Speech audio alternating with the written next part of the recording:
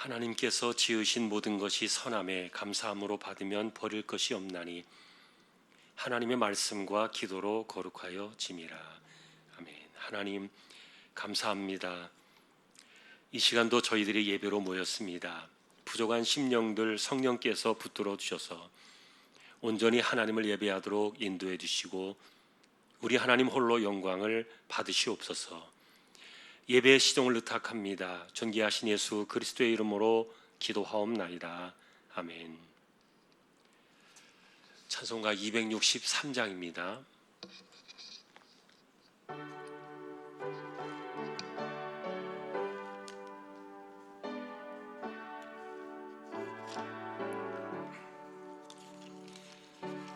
세상 험하고 나 비록 약하나 늘 기도 힘쓰면 큰 권능 얻겠네. 주의 은혜로 대속받아서 피와 같이 붉은 죄는 같이 이겠네. 주님의 권능은 한없이 크오니 돌 같은 내 마음 곧 녹여주소서. 주의 은혜로 대속받아서 피와 같이 붉은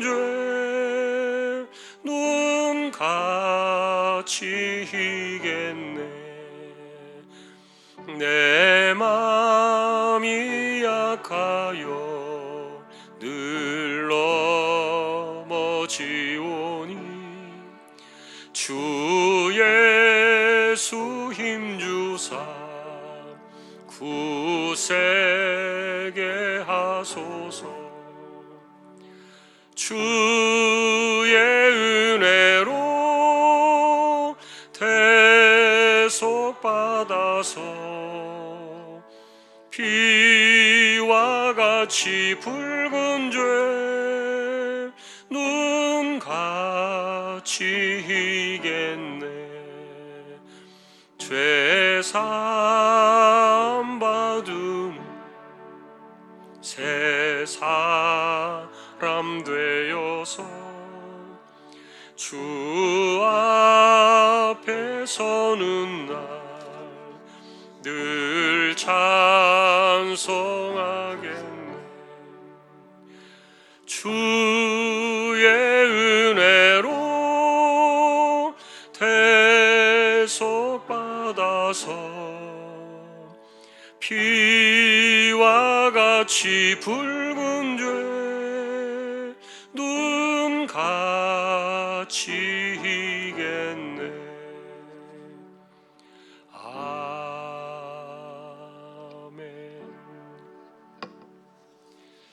김정순 권사님 기도해 주시겠습니다.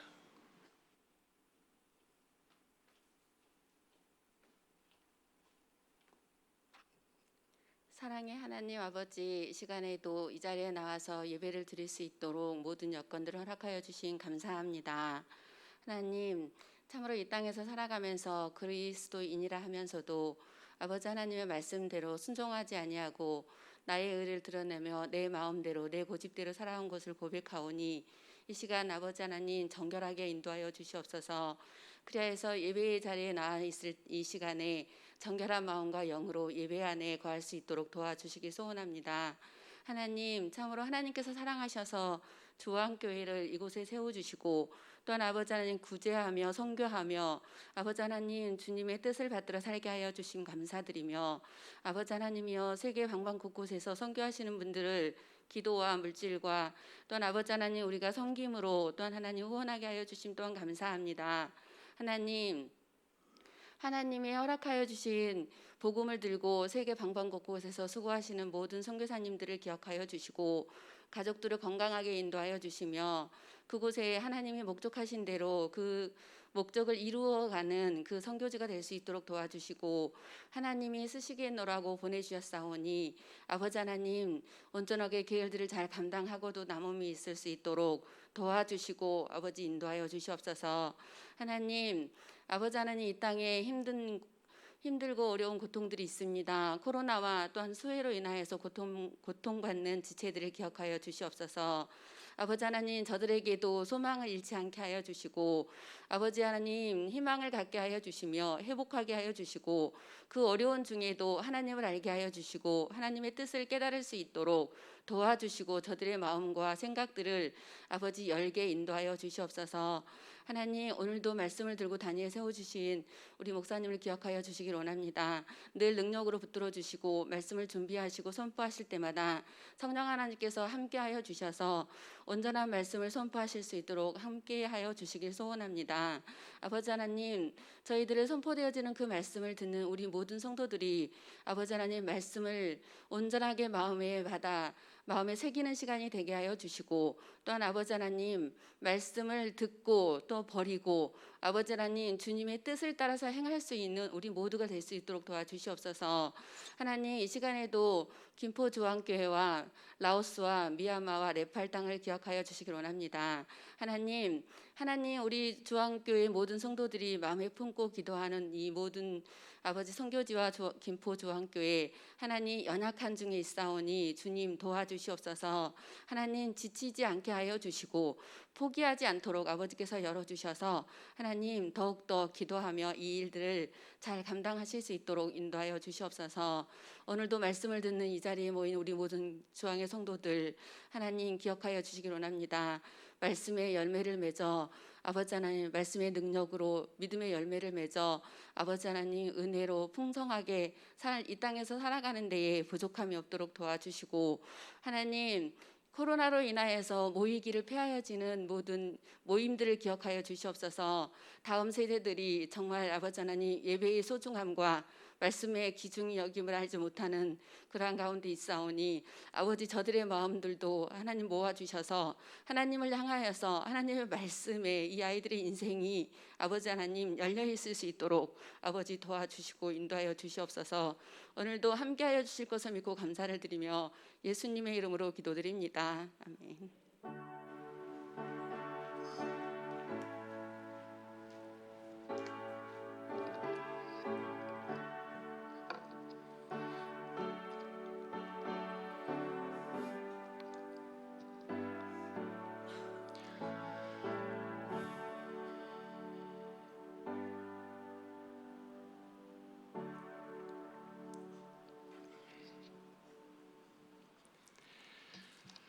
하나님의 말씀 오늘은 신명기 21장이 되겠습니다.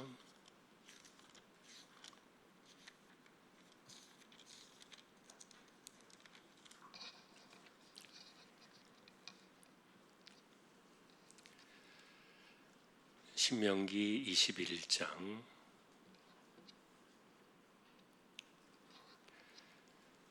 찾으셔서 우리 한 절씩 교독을 하겠습니다.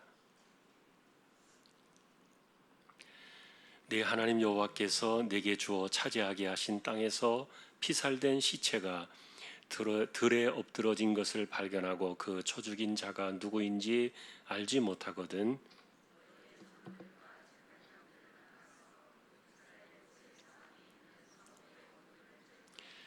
그 피살된 곳에서 제일 가까운 성읍의 장로들이 그 성읍에서 아직 부리지 아니하고 멍에를 매지 아니한 암송아지를 취하여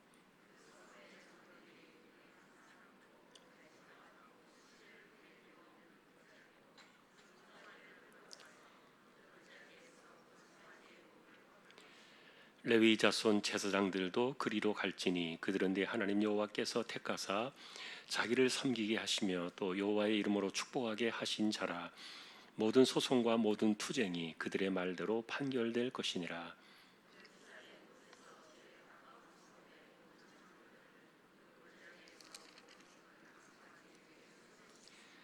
말하기를 우리의 손이 이 피를 흘리지 아니하였고 우리의 눈이 이것을 보지도 못하였나이다.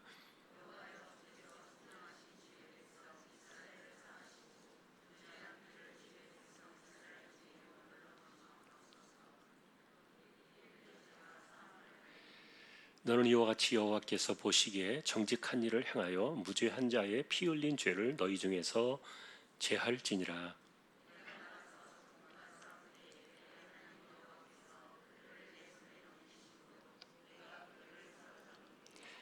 네가 만일 그 포로 중에 아리따운 여자를 보고 그에게 연연하여 아내를 삼고자 하거든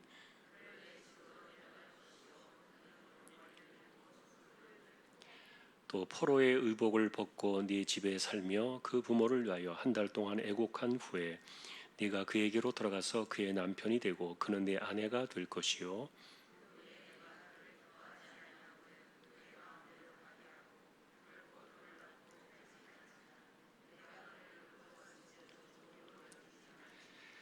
어떤 사람이 두 아내를 두었는데 하나는 사랑을 받고 하나는 미움을 받다가 그 사랑을 받는 자와 미움을 받는 자가 둘 다 아들을 낳았다 하자 그 미움을 받는 자의 아들이 장자이면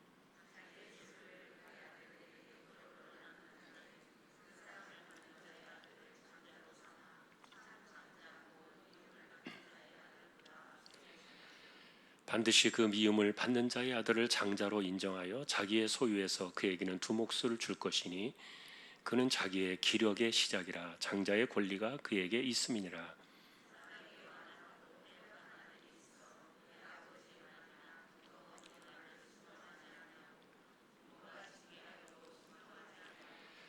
그의 부모가 그를 끌고 성문에 이르러 그 성읍 장로들에게 나아가서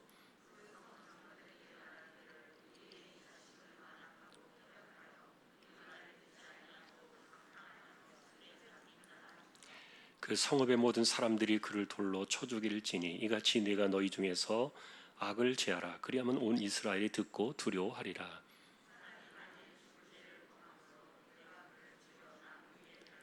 같이 보겠습니다. 그 시체를 나무 위에 밤새도록 두지 말고 그날에 장사하여 네 하나님 여호와께서 네게 기업으로 주시는 땅을 더럽히지 말라. 나무에 달린 자는 하나님께 저주를 받았음이니라. 아멘. 교회의 소식 말씀을 드립니다. 다른 소식들은 주보를 보아주시면 되겠고요. 여러분들의 또 기도와 격려 덕분에 오늘 아침에 하요셉 선교사 가정이 잘 들어갔습니다.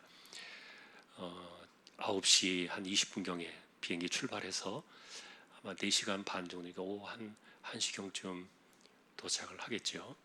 이제 14주 격리 기간 들어가는데 또 기도해 주시고 또 무탈하게 사역 잘 할 수 있도록 계속 기도해 주시면 좋겠습니다.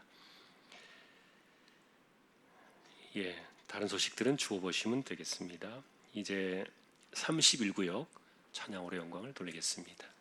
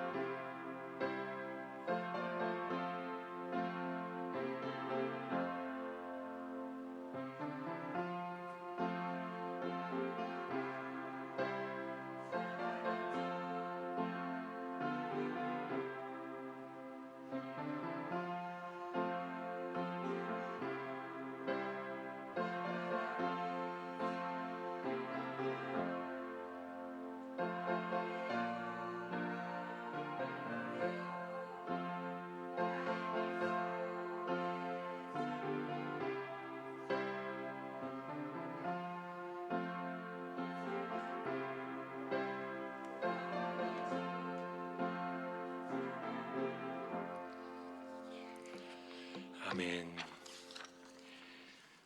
하나님 감사합니다. 31구역을 세워주셨습니다. 섬기는 분들과 구역의 식구들을 기억해 주시고 특별히 코로나의 혼란의 때에도 안전하게 늘 지켜주시고 연세가 많으신 분들, 연약한 분들의 그 몸을 붙들어 주셔서 강건하게 지켜주시기를 소망합니다. 이 시간 저희가 말씀을 상고합니다. 부족한 종과 저희 모두를 말씀으로 인도하여 주옵소서. 존귀하신 예수님의 이름으로 기도합니다. 아멘.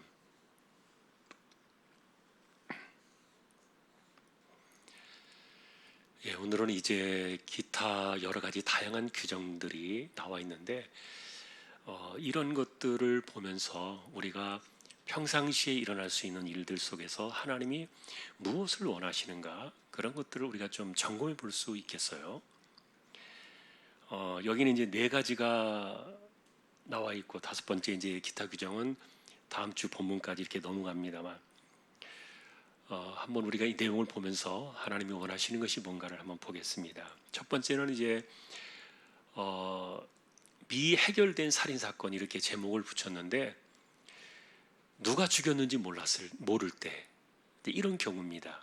사람이 죽었어요. 그런데 누가 했는지를 도저히 찾아낼 수가 없는 거예요. 아무도 본 사람이 없고 증인이 없어요. 증거도 없어요. 자, 이런 경우에는 어떡합니까?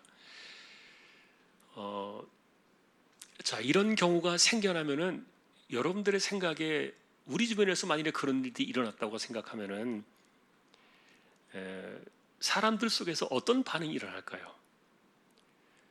가장 먼저 일어나게 될 반응은 의심일 겁니다. 그리고 수많은 사람들의 추측이 있겠지요.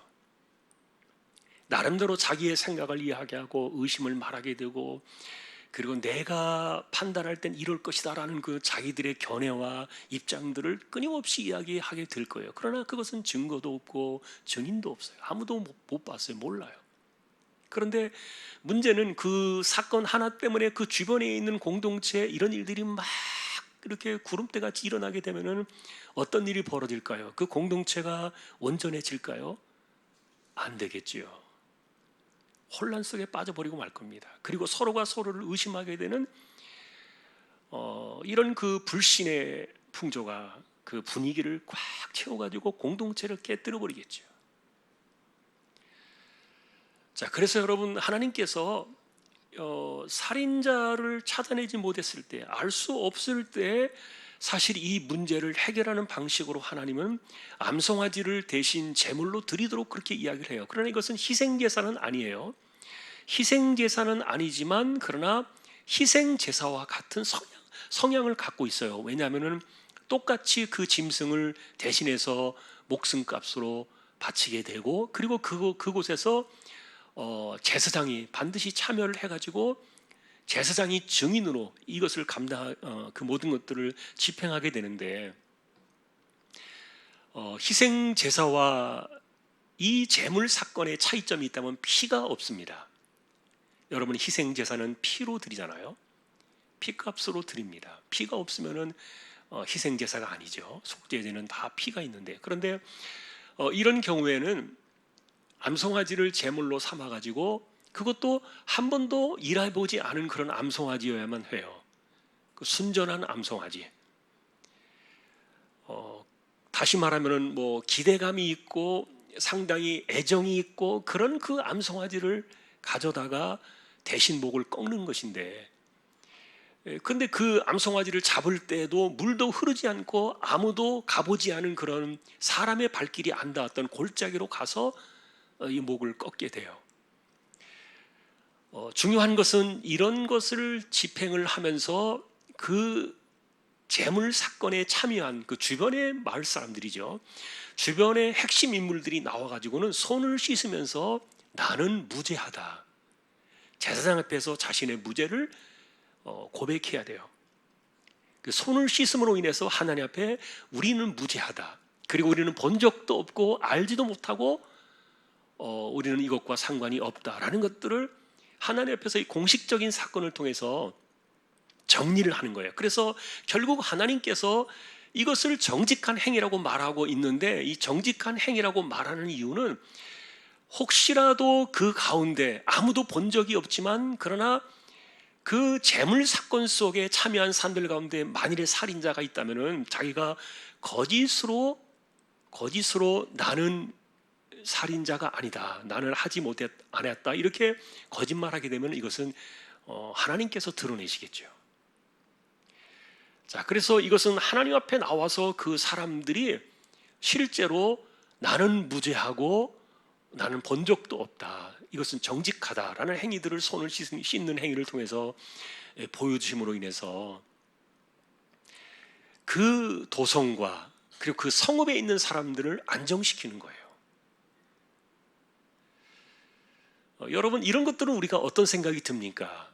살아가면서 사실은 우리가 인간 사회 속에서 누가 했는지를 모르는 경우가 있어요. 피해자는 있는데 가해자는 없는 거예요.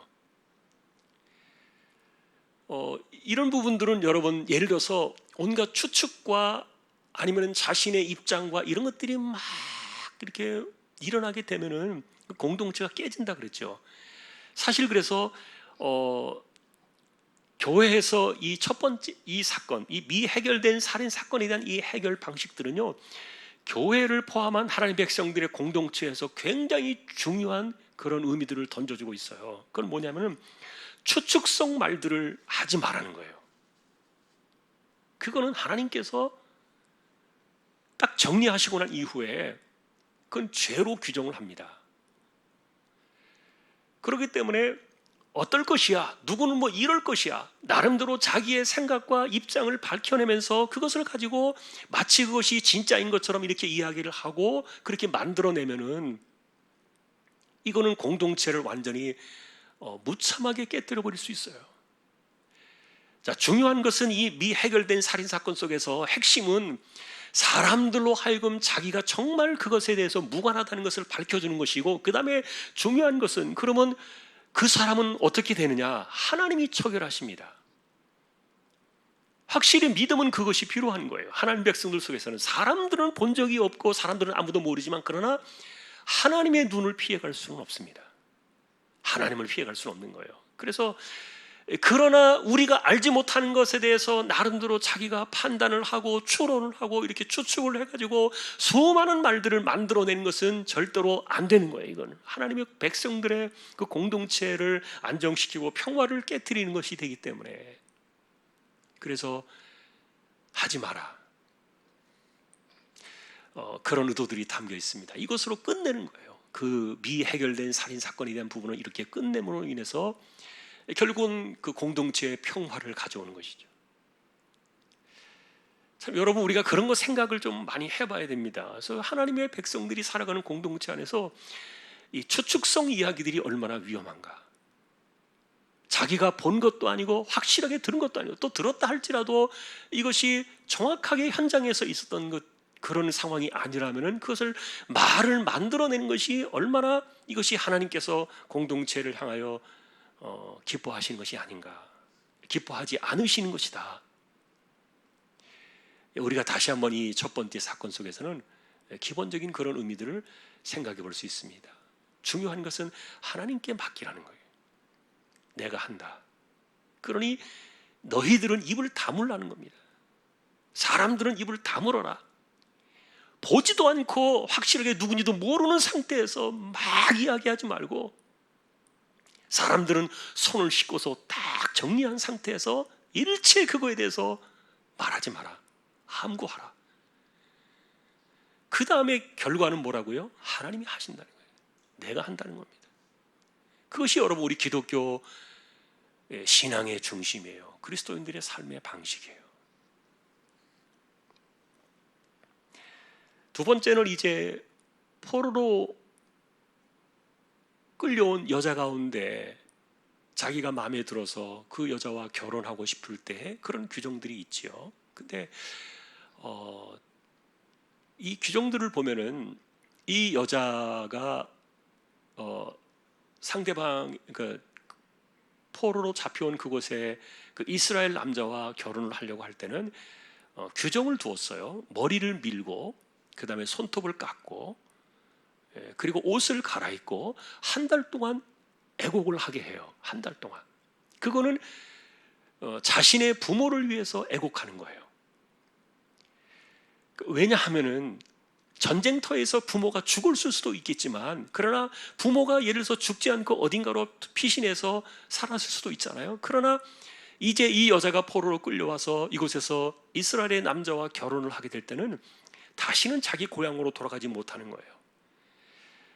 그럴 때 자신의 이제 우리 마치 아브라함이 그 아버지 그 다음에 고향 친척 그 집을 떠나온 것처럼 이 여자들에게도 비슷한 그런 마음들과 그런 생각들을 주어서 그리고 마지막 예를 다 하게 하는 것이죠. 그리고 이 사람으로 하여금 이제 이스라엘의 한 백성의 그 소속이 되어지도록 그 과정을 이렇게 거쳐주는 건데, 그래서 이런 것들을 보면은 그 사람이 포로로 끌려왔기 때문에 무조건 잡아온 사람들이 마음대로 할 수 있다는 것에 대해서 하나님은 철저하게 막으시는 거예요. 왜냐하면 사람은 사람 그 자체로서의 존재감이 있고, 그 사람이 어떤 사람이든지 간에 존중을 받아야 할 만한 이유가 분명히 있기 때문에, 그래서 이 포로로 끌려온 사람이라 할지라도 그 사람의 문화가 어떻든 뭐 삶이 어땠든 가족에 대한 감정이 어땠든 이런 것들을 다 뭉개버리고 이렇게 마음대로 하라는 거 아닙니다. 그거를 다 통제하는 거예요. 그리고 그 사람의 슬픈 감정, 그리고 고향에 대한 이런 것들을 정리하는 마음들을 주는 것이 이게 한 달 동안. 그래서 아마도 머리를 밀고서 한 달 정도 지나면 대략은 이렇게 머리가 좀 어느 정도 나오니까, 그래서 이 머리가 자람으로 인해서 다시 이제 인생이 이 이스라엘에서 새롭게 시작한다는 그런 의미를 가진 것 같아요. 그래서 머리를 밀고 손톱을 깎고 옷을 갈아입고 한 달 동안 애곡을 하라. 그리고 나서 이제 결혼을 해요. 자, 그런데 결혼하고 나서 이제 살다 보니까 이 남자가 또 싫어졌어요. 그래서 이혼을 하고 싶어요. 그럴 때는 자기가 포로로 이 사람을 잡아온 사람이라 할지라도 그는 종이 아니고 노예가 아니고 자기 아내였기 때문에 정당하게 이 사람을 자유하는 몸으로 풀어주라는 거예요. 만일에 여러분 이런 규례가 없다면요, 이스라엘에 이런 규례가 없다면은 포로로 잡혀온 여자들에 대해서는 얼마나 그 인권이나 예를 들어서 사람들의 그 존중 이런 것들이 얼마나 많이 없어지고 땅에 떨어졌겠어요. 사실 300년 전쯤에 아프리카에 있는 흑인들이 막 사방으로 포로로 그리고 노예로 종으로 막 붙들려 끌려갔잖아요. 유럽으로 그리고 미국으로 이렇게 많이 끌려갔는데, 그런데 그 끌려간 사람들이요 사람으로 대접을 받지 못했어요. 사람으로 대접을 받지 못하고 그들은 철저하게 짐승처럼 일만 하는 그런 존재로 취급을 받았죠. 이거를 깨트린 것이 이제 미국의 남북전쟁 아니었습니까? 남북전쟁을 통해서 노예 해방을 일으키고, 하나님이 기뻐하시는 전쟁이니까 승리할 수밖에 없었던 거죠. 그런 것들은. 자, 그런데 이제 저는 이 규정을 보면서요 그런 생각이 들어요. 우리나라에도 가끔 보면은 지금도 이제 그렇습니다만 농촌에서 장가가기 힘드니까 동남아에 있는 그 여자분들을 신부로 이렇게 데리고 오는데, 그런데 신부로 아내로 데리고 와서 자기의 일단 아내가 되었으면은 그 사람을 아내로 존중을 해야 되는데, 이 사람을 데리고 온 그 나라가 가난하고 못 살고 그리고 어쩌면 형편없는 그 환경 속에서 이 여자들을 데리고 왔기 때문에, 그래서 자기가 우월감을 가지고 마음대로 할 수 있다는 생각을 가지면서 함부로 대하는 그런 한국 사회에도 그런 분들 많아요, 남자분들. 이런 것들은 하나님께서 이 규정 속에서 보면은 굉장히 금하시는데, 중요한 것은 사람은 누구든지 간에 그가 환경이 어떻든지 간에 어떤 환경에서 이 사람이 왔든지 간에 그 존재 자체로서 사람은 존중을 받아야 한다는 거예요. 자, 여러분, 모세가 이제 이 신명기에는 아닙니다만 모세오경의 다른 구절에 보면은 이혼을 하려고 할 때는 이혼 증서를 주라고 말하잖아요. 그 이혼 증서를 주라는 이유가 뭔지 여러분 아시죠? 이혼 증서를 주는 이유는요, 그 당시에는 사실은 남자들이 이혼을 요구할 수 있는 권한이 있었어요. 그러다 보니까 자기가 이혼하고 싶으면 이혼을 해요. 그런데 이 사람을 자유하는 사람으로 풀어주는 것이 아니라 그냥 집에 데리고 있으면서 생활비도 안 주고, 예를 들어서 보살피지도 않고 돌아보지도 않아요. 그러니까 내팽개친 채 이렇게 집에다가 놔두면서, 그리고 자기는 또 다른 사람하고 결혼을 하고, 이런 경우들이 이방 사회 내에서, 그 당시에 팔레스틴 사회에서 있었기 때문에 모세는 철저하게 이것을 금지하기 위해서 여자들을 예를 들어서 이혼하게 될 때는 이혼 증서를 주어서 그 사람이 자유의 몸이 된 것을 선언하고, 그리고 얼마든지 본인이 가고 싶은 대로 할 수 있는 대로 하도록 이렇게 배려를 하는 거예요. 그래서 우리는 그 이혼 증서가 이혼해도 된다는 합법적인 보장이 아니라, 이게 여성들의 그 당시에 연약한 그 경제권이나 인권을 보호하기 위해서 모세가 만들어 놓았던 규정이에요. 전해주었던 규정이죠. 자, 우리가 이제 두 번째 그래서 생각하는 이것은, 사실은 사람은 그 사람 자체로서 존중의 여김을 받아야 된다는 거예요. 못생긴 사람에 대해서 사람들이 무시할 수 있어요. 못생겼다는 것은 자기 주관적인 기준이니까 다를 수도 있겠지만, 못생겼다, 아니면 또 뭐가 좀 부족하다, 아니면 뭐가 좀 죄송합니다만 덜 떨어졌다, 예를 들어서 이런 사람들에 대해서 나름대로의 자기 그 편견을 가지고서 사람들을 이렇게 좀 존중하지 못하고 이렇게 낮게 대하는 이런 것들에 대해서 금하는 거예요.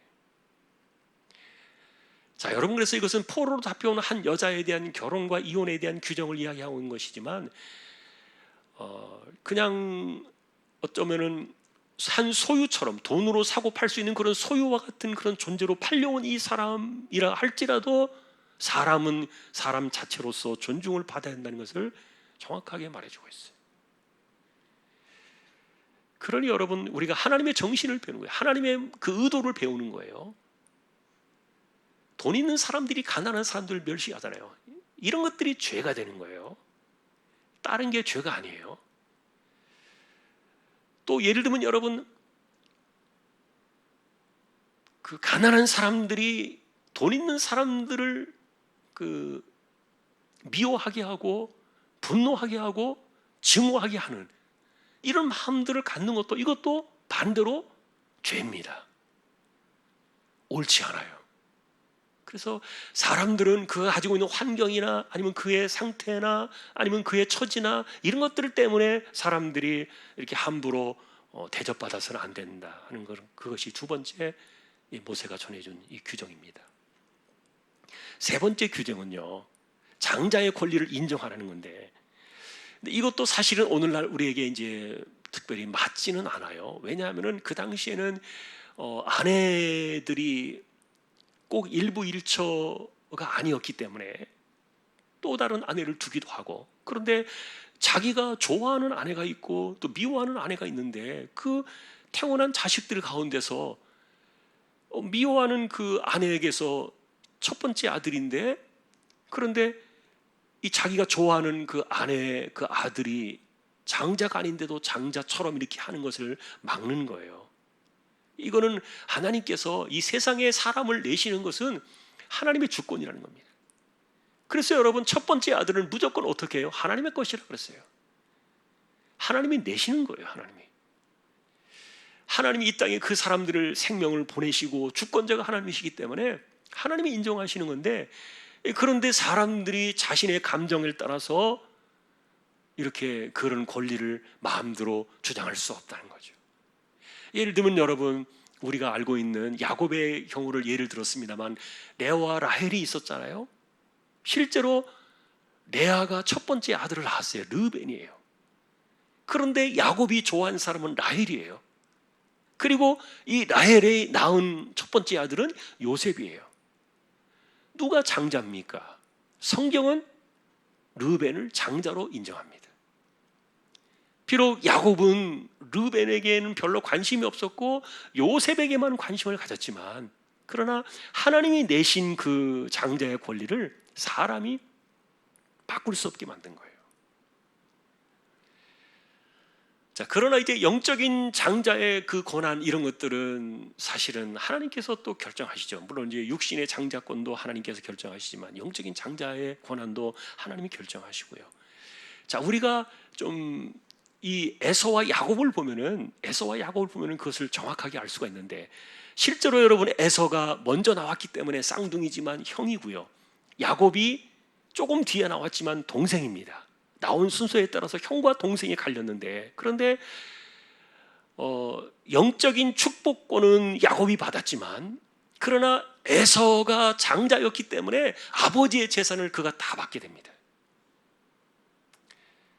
장자의 권한을 받은 것이죠. 다 받죠. 그리고 하나님께서는 비록 에서가 영적인 축복을 받지 못했지만, 그러나 장자로서의 그 권리를 행사할 수 있도록 그로 하여금 큰 민족을 이루게 하셨어요. 그래서 하나님은 이 땅에 장자로 태어난 사람들의 그 장자의 권한을 결코 무시하지 못하도록, 왜냐하면 하나님이 내신 것이기 때문에. 그러니까 인간에게는 어떤 그 질서나 순서가 있잖아요. 형제가 뒤바뀔 수는 없는 거예요. 그런데 그 뒤바뀔 수 없는 그런 것에 대해서도 마땅한 그런 보상과 권리가 있어야 한다는 겁니다. 그래서 2배를 줘라. 그냥 말만 뭐 장자면 뭐 하겠습니까? 자, 우리는 이런 것들도 보면은 이제 세 번째 사건 속에서는 어쨌든 주권자가 하나님이시다. 하나님이 세상에 사람들을 내는 것도 누가 첫 번째 아들로 태어날 것인가, 이걸 우리가 결정합니까? 아닙니다. 하나님이 다 결정해 내보내시기 때문에. 그래서 하나님이 결정하시는 그 주권을 우리가 인정하자는 겁니다. 자, 4번째는 이제 패역한 아들에게 내리는 벌인데, 자, 이것을 판단하는 것은 부모가 판단을 해요. 부모가 판단하는데 도저히 이 아들은 안 되겠어요. 너무 완악하고 패역하고 그리고 방탕하고 술에 잠겨가지고 이 도저히 안 되겠어요. 이거 놔두면은 이 아들 때문에 그 마을 전체를 망치게 생겼어요. 이것을 판단하는 것이 아버지나 어머니가 하는데 주로 아버지가 판단하죠. 그래서 이 아들은 도저히 안 되겠다고 끌고 나가가지고 이것을 고발해버리면은 그 성읍의 사람들이 다 모여서 이 아들을 죽이는 건데, 자, 그런데 여러분 생각해 보세요. 이게 아버지에게 아들을 죽일 수 있는 권리를 주셨다고 우리가 생각할지 모르겠지만, 그러나 반대입니다. 예를 들면 여러분, 아무리 자식이 못돼도 사실은 부모의 입장에서 자기 자식을 쳐서 죽일 수 있는 부모는 많지 않아요. 거의 없어요. 정신적으로 이상이 있지 않으면. 뭐 계모나 계부 같은 경우는 그럴 수 있겠죠. 내 자식이 아닐 경우에는. 그러나 진짜 내 자식인데 내 자식을 돌로 쳐 죽일 수 있는 부모가 세상에 얼마나 되겠어요. 자, 그래서 이런 아들을 굳이 정말 이 아들은 이 세상을 더럽히고 공동체를 더럽히고 언약을 깨트리는, 살려둬서는 안 될 아들이기 때문에 죽여야 되겠다라고 생각하는, 이것은 아버지가 예를 들어서 참다가 도저히 안 돼서 마지막에 할 수 있는 수단이라고 생각이 될지 모르겠지만, 이 사건의 최종적인 결론의 핵심은 뭐냐면 이 모든 책임이 부모에게 있다는 거예요. 아들을 그렇게 만들어낸 그 책임이 부모 당신에게 있다. 그래서 실제로 그 아들을 데려다가 돌로 쳐 죽이는 사건이 아니라 할지라도 그 정도로 떨어져 나간 자식들을 바라볼 때 그것은 부모가 그렇게 자식을 만들어낸 것에 대한 그 아픔과 책임, 이런 것들을 부모가 져야 한다는 것을 말해주고 있어요. 여러분, 사실 오늘날에는 규정 자체가 이렇게 말 안 듣는다고 해서 자식을 갖다가 돌로 쳐 죽일 수 있는 그런 시대는 아니에요. 우리나라는 또 법이 있고 법으로 고소할 수도 있습니다만, 그러나 부모가 절대로 자기 자식을 고소하는 경우 뭐 얼마나 되겠어요. 예전에도 우리가 사건 난 것을 보니까 아들이 자기 그 어머니의 유산을 뺏기 위해서 칼로 찔러서 어머니를 살해하려고 했는데 미수에 그쳤지요. 그런데 이 어머니가 자기 아들이 자신을 칼로 찌른 것을 알면서도 절대로 말하지 않았어요. 내 아들이 그랬다, 절대로 말하지 않았어요. 나중엔 다 밝혀졌습니다만 증거가 나왔기 때문에. 어떻게 내 자식이 나를 갖다가 죽이려고 그렇게 했다고 말할 수 있는 그 부모가 얼마나 되겠어요. 자, 그런데 이제 오늘날 우리가 이런 그 규정들이 문자 그대로 적용될 수 있는 사회는 아닙니다만, 우리가 영적인 오늘날 신약 시대의 관점으로 이것을 정리해 본다면, 사실은 하나님의 자녀로 기르지 못하는 것은 그 자녀를 죽음에 내던지는 것과 같다는 그런 결론을 우리가 볼 수 있어요. 내가 내 자식을 하나님의 자녀로 기르지 못할 때는 성읍에다가 내쳐가지고 거기에서 사람들이 모인 가운데 돌로 쳐 죽이는 것과 같은 이런 그 책임이 부모에게 있다는 거예요. 우리가 그래서 단순하게 이 못된 놈, 그 자녀에 대해서 온갖 그런 서운한 감정과 미운 감정과 온갖 못된 말들을 하고 그런 그 모든 것들을 쏟아볼 수는 있겠지만, 그러나 결국은 그 자녀가 이렇게 죽임을 당할 수밖에 없는 자리로 가는 것은 부모에게 있다. 왜냐하면 그것을 판단하게 하고 고발하는 분이 부모이기 때문이에요. 다른 사람은 그렇게 할 수 없어요. 자, 우리는 그래서 다시 한번 이 자녀들에 대한 부모의 책임을 일깨워주는, 자녀를 올바르게 기르지 못하면 그 자녀를 돌로 쳐 죽이는 자리로 내보내는 것과 다 똑같다. 그것이 네 번째 규정이에요. 마지막 규정은요, 나무에 달린 사람, 특별히 죽은 시신을 나무에 매다는 경우에는 이게 언약을 파기한 사람이고, 그리고 하나님의 저주를 받은 사람이라는 것을 보여주려고 할 때 죽었는데도 그 시신을 나무에다가 하루 정도는 달아놓았어요. 그래서 나무에 달린 자는 저주를 받은 것이라, 이런 그 기록이 남아있는 건데, 그런데 이 규정 속에서 사실은 하나님께서 말씀하시는 것은 해를 넘기지 말고 저녁 때가 되기 전에 시신을 내리라는 거예요. 내려서 잘 묻어주라는 거예요. 처신해줘라. 비록 그가 죄를 지어서 그렇게 처형을 당하고 죽었다 할지라도. 그래서 여러분, 그 당시에 유대인들의 관점 속에서는 이 죽은 사람을 묻어두지 않냐고 내팽겨 쳐버리면, 그게 그 사람들의 의식 속에는 죽고 나서도 이 사람은 영원한 안식을 얻지 못한다는 그런 그 관념을 가지고 있었어요. 그러니까 영원히 처벌한다는 그런 개념이 죽고 나서도 그 시신을 안전하게 이렇게 두지 않고 내팽겨치는 거예요. 참, 여러분, 그래서 우리가 유대 왕들의 역사에도 보면 열조의 그 노예에 들어가는 왕이 있고 그렇지 못한 왕들이 있고 그런데 굉장히 차이가 있어요. 유대인들의 관점 속에는 그래서 죽은 사람들을 어떤 자리에 어떻게 모시느냐가 이게 그 사후세계의 그런 것들을 결정한다고 그들은 믿었기 때문에, 물론 그것이 이제 그것은 그들의 관점이지 성경적인 것은 아닙니다만, 그러나 어쨌든 하나님께서는 죽은 사람이라 할지라도 죽고 난 이후에 가만히 내버려두면 어떤 일이 벌어지겠습니까? 새들이 와서 뜯어먹습니다. 사람을 절대 그렇게 내버려두길 원하지 않으십니다. 하나님은 다 그런 것들을 막으세요. 비록 그가 죄를 지어서 그렇게 처형을 당했다 할지라도 해가 지기 전에 반드시 내리라는 거예요.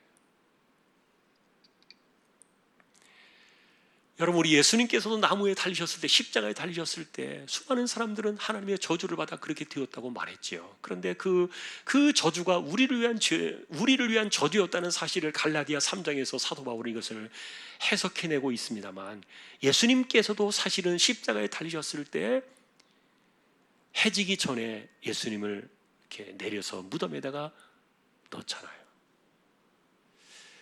예, 그런 것들을 보면은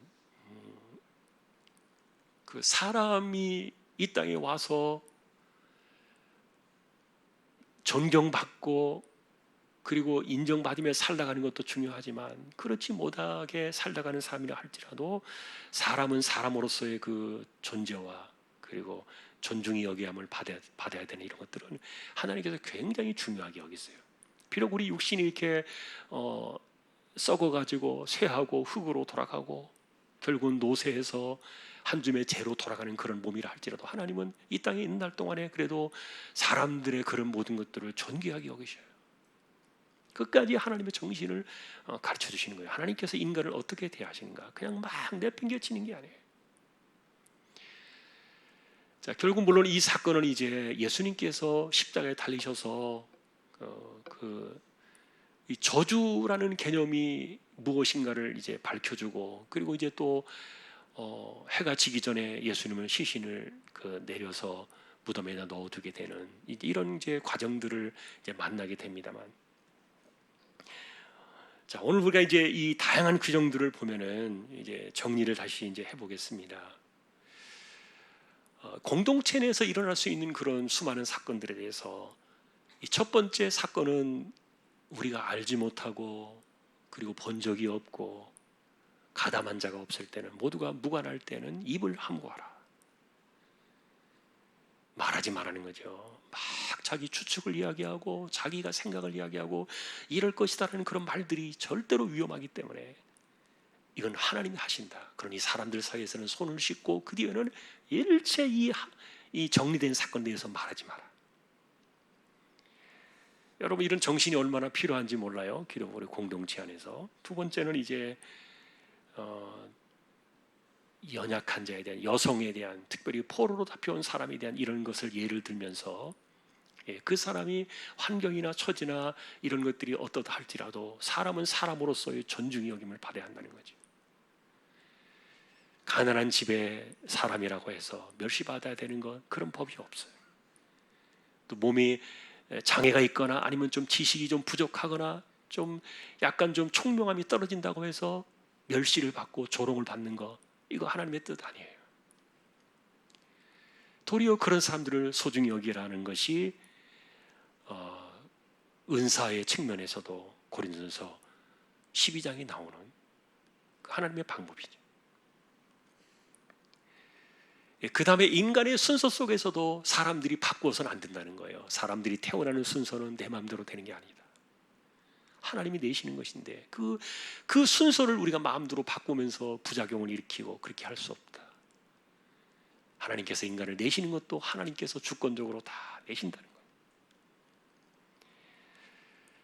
거예요. 그리고 한 번 더 이제 우리 이 패역한 아들에게 내리는 벌에 대한 사건은 다시 한번 우리가 기억해야 돼요. 내 자식을 돌로 쳐 죽여야 되는 그런 상황에 만일에 그런 자리에 그 아이가 떨어져 있다면, 자녀가 그렇게 되어 있다면 그것은 부모의 책임이다. 그런 자리에 떨어지지 않도록 부모가 자식에 대한 이런 책임감을 가지고 잘 양육을 하라는 것이죠. 그것이 구약이나 신약이나 문자를 떠나서 우리에게 그런 의미로 다가오고 있어요.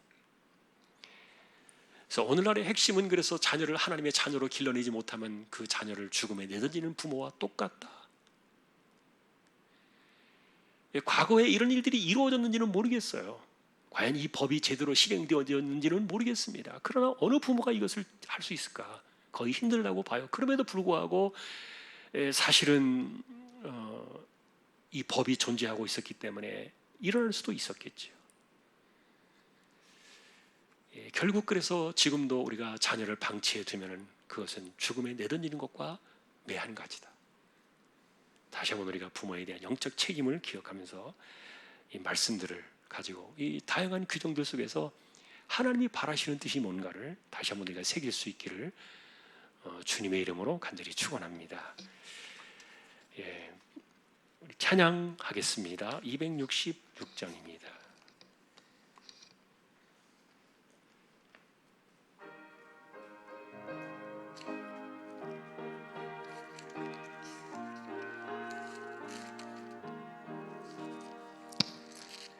주의 피로 이룬 샘물 참 깊고 넓도다. 구원하는 그 신능력 다 찬송할지라. 찬송하세 주의 보혈 그 샘에 지금 나가 죄에 깊이 빠진 이 몸 그 피로 씻어 맑히네. 죄악 세상 이김으로 거룩한 길 가는 나의 마음 성전 삼고 주께서 계시네. 찬송하세 주의 보혈 그 샘에 지금 나가 죄에 깊이 빠진 이 몸 그 피로 씻어 맑히 주 예수를 깊이 아는 놀라운 그 은혜 하늘나라 즐거움이 매일 새롭도다. 찬송하세 주의 보혈 그 샘에 지금 나가 죄에 깊이 빠진 이 몸 그 피로 씻어 맑히네. 아멘. 오늘도 저희들이 하나님의 다양한 규정에 관한 말씀들을 듣습니다. 우리가 분별해서 깨달아야 될 것들을 깨닫고 우리 안에 혹시 바르게 잡아야 될 것이 있으면 바르게 잡고 또 말씀을 통해서 우리가 도전을 받고 깨달음을 얻어서 하나님 앞에 온전한 분별력을 가지고 살아가는, 그래서 더 잘해야 될 것과 또 버려야 될 것들이 어떤 것인가를 잘 분별하며 살아가는 저희들 모두가 다 되게 하여 주옵소서. 사람 하나하나를 존중히 여기시며 비록 죽은 시신이라 할지라도 함부로 대하지 못하게 하시는 하나님의 이 사람에 대한 이 존귀한 가치들을 결코 훼손하지 못하게 하시는 하나님의 그 뜻을 우리가 헤아려서 어느 누구도 함부로 대할 수 없고 어느 누구도 멸시할 수 없고 어느 누구도 자신의 기준과 맞지 않는다고 사람을 조롱하거나 멸시하는 그런 일이 절대로 일어나지 않는 사람을 향한 하나님의 뜻을 헤아려서 이 땅에서 신실하게 하나님의 뜻을 이루며 살아가는 저희들 모두가 되게 하여 주옵소서. 이재용 집사님, 최태경 청년, 신배한 집사님, 조인성 청년, 김한솔 청년, 백형래 집사님, 조말순 집사님, 이들을 의탁합니다. 암으로 투병하는 분들에게 힘을 주십시오.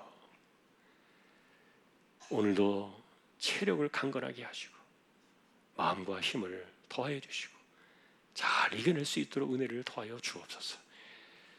연세가 많으신 분들 기력을 붙들어 주시고 맑은 정신과 총기가 흐려지지 않게 하여 주옵소서.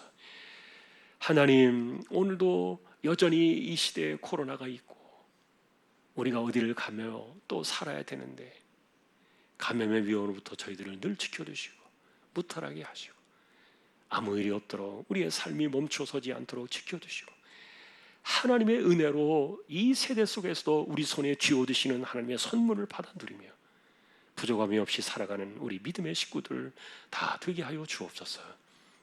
선교지와 선교사님들을 기억해 주시고 개척된 교회와 보냄받은 주님의 종들을 붙들어 주시며 또 오늘 이제 이렇게 라오스의 하성교사님 가족 잘 출발하게 하신 것을 감사합니다. 이후에 격리 시간들을 잘 지내고 또 그곳에서 사역이 멈춰 서지 않게 하시고 지혜롭게 잘 판단하여 승리해 나갈 수 있도록 하나님 주장하여 주옵소서. 이 모든 것 가운데 붙들어 두시기를 소망합니다. 오늘도 예배를 마치고 돌아갑니다. 우리의 삶 속에, 우리의 마음 속에 인간의 생각과 자신의 판단과 편견으로 인해서 부스럼을 만들고 문제를 일으키고 또 하나님의 기뻐하시지 않는 일들을 행하는 사람들이 아무도 없도록 우리 모두를 지켜주시고 우리의 삶 속에 평화를 심어주시고 하늘의 은혜를 더하여 주시는 복된 심령들이 다 되게 하여 주옵소서. 우리의 삶을 하나님께 의탁하오며 이제는 우리 주님 예수 그리스도의 은혜와 하나님 아버지의 사랑과 성령님의 감화, 감동, 위로, 인도, 교통, 충만하심이 하나님이 기뻐하시는 공동체를 이루어 평화를 선포하며 하나님의 뜻을 이루어 가기를 원하는 우리 모든 심령들, 조항의 식구들 위해 이제로부터 영원까지 함께 있을지어다. 아멘.